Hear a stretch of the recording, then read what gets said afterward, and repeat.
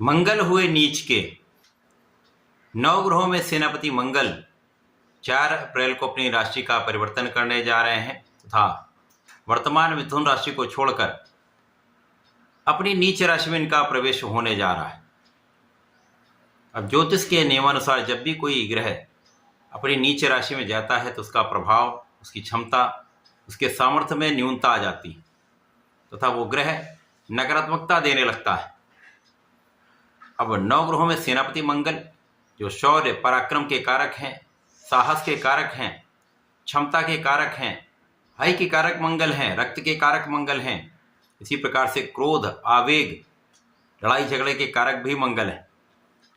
जब मंगल एक अच्छी स्थिति में होते हैं, सकारात्मक प्रभाव देते हैं तो समस्त अच्छे प्रभाव प्राप्त होते हैं, परंतु जब ये नीच राशि में होंगे तो निश्चित रूप से यहाँ पर इनके नकारात्मक प्रभाव प्राप्त होने वाले हैं।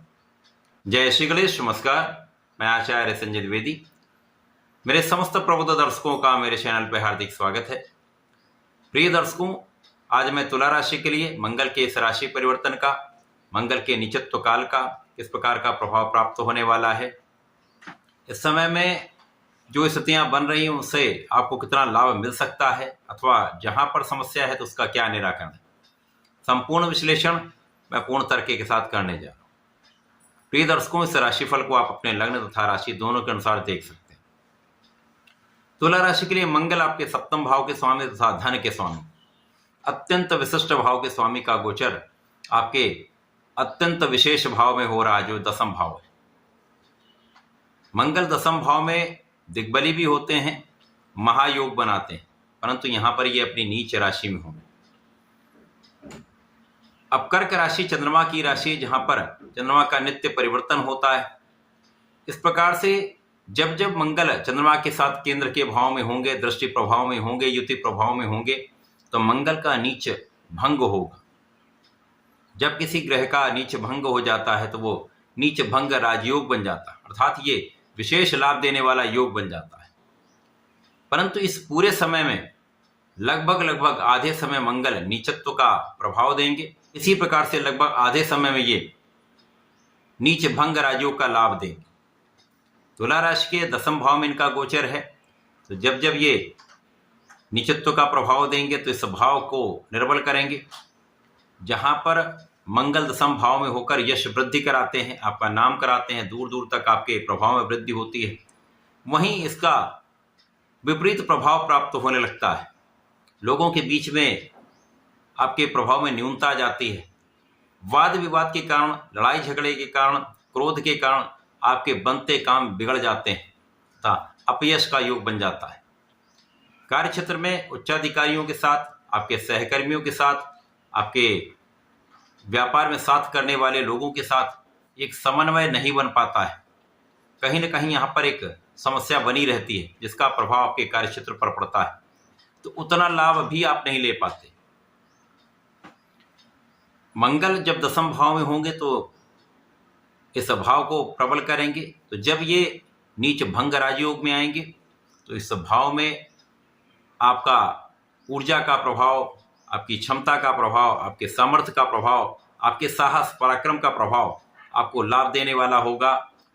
आप अपने बल पर अपने कार्यक्षेत्र में संपूर्ण सफलता की प्राप्ति करेंगे, जिसका परिणाम एक अच्छे लाभ के रूप में आपको प्राप्त होगा। अच्छा धन योग यहाँ पर बनेगा। इसी प्रकार से जब मंगल नीच राशि का प्रभाव देंगे तो आप धन लाभ तो लेते हैं, परंतु उस धन का आप समायोजन नहीं कर पाते, सही इन्वेस्टमेंट नहीं कर पाते, उसको बचा नहीं पाते, बिना कारण से धन का व्यय हो जाता है, धन हानि का योग बन जाता है। इसी प्रकार से वाणी का भी क्षय होता है। यहां पर मंगल का प्रभाव आपके लग्न पर है, तो आप अपनी ऊर्जा का सही उपयोग सही दिशा में नहीं कर पाते। अब कारण ही अपनी ऊर्जा को आप व्यर्थ कर देते हैं। जब सही दिशा में आप अपनी ऊर्जा का उपयोग नहीं करेंगे तो कार्य क्षेत्र में आपकी क्षमता नहीं बढ़ती, आपका कार्य क्षेत्र सफल नहीं हो पाता, तो उसका विपरीत प्रभाव आपके कार्य क्षेत्र में भी आता है, आपके धन के क्षेत्र में भी आता है। इसी प्रकार से मंगल का प्रभाव के ज्ञान के भाव पर होगा। तो जब मंगल नीच राशि का प्रभाव देंगे तो जो विद्यार्थी गण हैं उनका मन पढ़ाई से विरत होगा, जो काम करने चाहिए उनमें इनका मन नहीं लगेगा, जो काम नहीं करने चाहिए वहाँ अपनी ऊर्जा को ये वेस्ट करें। इसी प्रकार से संतान पक्ष के कारण कुछ क्लेश हो सकता है, संतान का पक्ष कुछ निर्बल हो सकता है, यहाँ पर आपको ध्यान देने की आवश्यकता होगी। परंतु जब ये नीच भंग राजयोग में आ जाएंगे तो निश्चित रूप से आपके कार्यक्षेत्र को प्रबल करेंगे, आपकी ऊर्जा सकारात्मक होगी, जिसका प्रभाव आप अपने कार्यक्षेत्र में करने वाले हैं। जब ऊर्जा एक अच्छे रूप में आपको प्राप्त होती है तो आप बहुत सकारात्मक होते हैं, बहुत पराक्रमी होते हैं, आपके सामर्थ्य में कई गुना वृद्धि हो जाती है। आप सही दिशा में यदि प्रयत्न कर लेते हैं तो यहाँ पर संपूर्ण सफलता की प्राप्ति भी होती है। आप अपने क्षमता से, अपने सामर्थ्य से, अपने पराक्रम से अपने कार्यक्षेत्र में विजयी होने वाले। निश्चित रूप से जब नीच भंग होगा तो आपका नाम भी होगा। इस समय में यश और अपयश साथ साथ चलेंगे, तो यहाँ पर आपको ध्यान रखना है कि किसी प्रकार के विवाद से बचना है, वाणी पर संयम रखना है, क्रोध पर संयम रखना है, क्योंकि यहाँ पर वाणी का भी क्षय हो रहा और लग्न पर भी मंगल का प्रभाव है। तो कभी कभी अत्यधिक क्रोध या आवेग गलत निर्णय करा देते हैं, क्रोध के कारण आप अपने बनते काम बिगाड़ लेते हैं, यहाँ इनका ध्यान रखना है। विशेष रूप से जो जातक जनता से संबंधित कार्यों में है, इंफ्रास्ट्रक्चर में है, राजनीति में है, वहां पर वाणी से संबंधित दुर्योग निश्चित रूप से बनेगा, विवाद की संभावनाएं बढ़ रही हैं, तो यहाँ आपको ध्यान देना हो। जब ये अच्छी अवस्था में होंगे तो इन्हीं क्षेत्रों में आपको लाभ भी देंगे। इंफ्रास्ट्रक्चर में एक अच्छा धन लाभ आपको प्राप्त होगा, राजनीति में आप आगे बढ़ेंगे, आप अपने पूर्ण क्षमता के साथ आगे बढ़ते जाएंगे, आपका प्रयास आपको आपके क्षेत्र में आगे बढ़ाने वाला होगा। शिक्षा के क्षेत्र में यदि आप पूर्ण प्रयास करते हैं, संतुलित होकर कंसंट्रेट करके अपने शिक्षा के क्षेत्र में लगे रहते हैं, तो यहाँ पर भी आपको सफलता मिलेगी।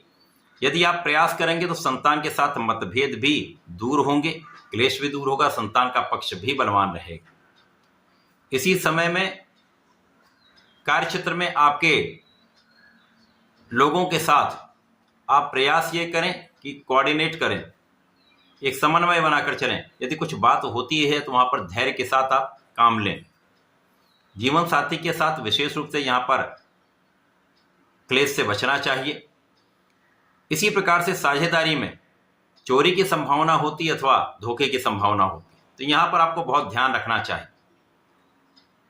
मंगल का ये राशि परिवर्तन आपके 10वें भाव में होकर मिश्रित फल देने वाला है, क्योंकि यहाँ पर आधे समय में नीच भंग राजयोग का लाभ मिलेगा, आधे समय में नीच राशि का प्रभाव मिलेगा।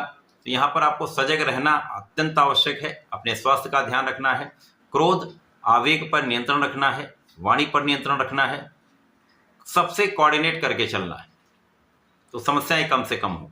इस पूरे समय में आपको नियमित रूप से भगवान शंकर मोचन के शरण में रहना चाहिए। ओम हम हनुमते नमः का 27 बार जप अवश्य करना चाहिए।